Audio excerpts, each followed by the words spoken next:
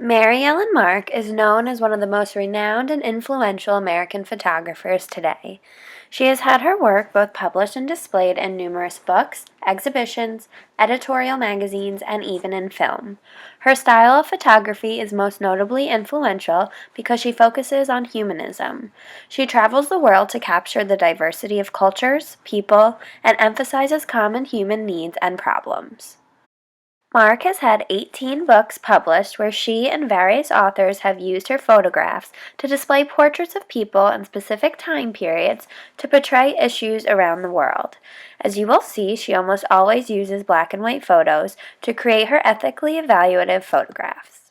In Ward 81, in 1971, Mary Ellen photographs a women's security ward in the Oregon State Mental Institution.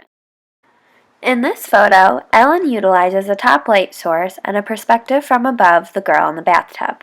The light emphasizes small details in the photograph by creating bright highlights and dark shadows, giving a more dramatic effect.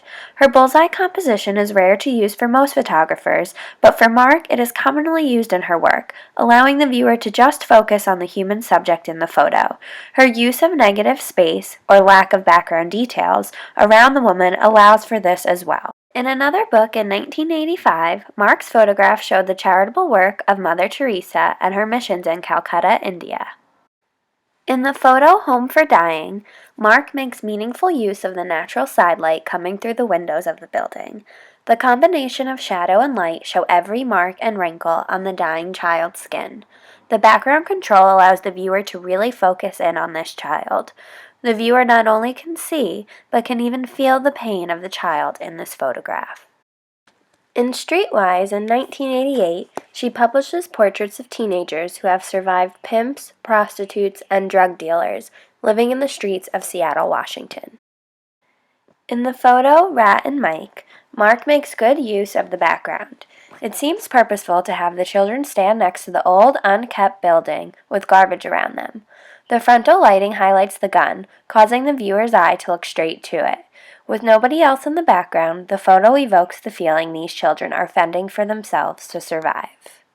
In the book A Cry for Help, published in 1996, Mark uses portraits of homeless children and their families living in shelters in New York. She opens the book stating she wants the reader to look at their faces and hear their voices call for help. In the photo William and Jennifer Wachenfeld, Mark utilizes a mix of lighting from the front, top, and natural light from the window. She carefully chose to include in the background the picture on the wall, rosary beads, and other personal items to show this is a real family. Composing this photo using the rule of thirds helped to get this across. She captured this image as it was raining outside their window, providing a drearier look into the lives of people living in these shelters. Mary Ellen Mark has permanent exhibitions in museums all over the country and has received countless awards. I chose Mark for this project because I love her simple yet powerful style, working in primarily black and white, focusing directly on her subjects. I appreciate the messages she aims to convey to her viewers. She treats all of her subjects, regardless of age, ethnicity, or their way of life, simply as people. Her goal is to show the world the lifestyles of people living in social issues that are found universally, such as homelessness, prostitution, and even loneliness. Her photographs are pieces of beautiful art, but the messages behind them make them even more powerful in the world that we live in today.